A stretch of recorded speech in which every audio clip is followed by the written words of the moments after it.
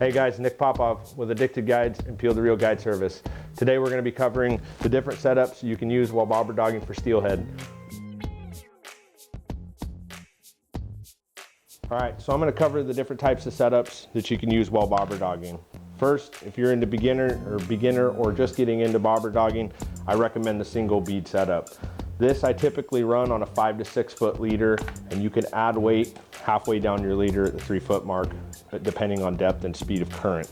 But it's going to be a little bit easier to cast, you're not going to have as many tangle ups, and you're not going to get as frustrated. So that's for the beginner. The next most popular is going to be the yarn ball with the bead dropper.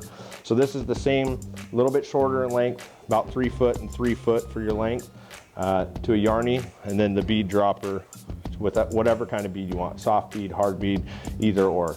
Finally, last but not least, but is my favorite, would be the double bead setup.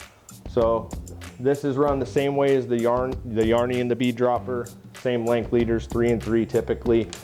You're gonna run, I like to run a 12 millimeter up top, down to my bead dropper with a 10 millimeter. And there's lots of different things you can fish, while bobber dogging. You could use the rubber worms, you can use puff balls, baits, eggs, shrimp. So when using a double hook setup, whether you're using a yarnie or a double bead setup, there's a couple different knots you'll use. For the top hook, you're going to use your standard egg loop knot for a bead or a yarnie. The second attached leader, you will use the Doggin loop that attaches over the hook like so, pulls tight. That's the knot I prefer.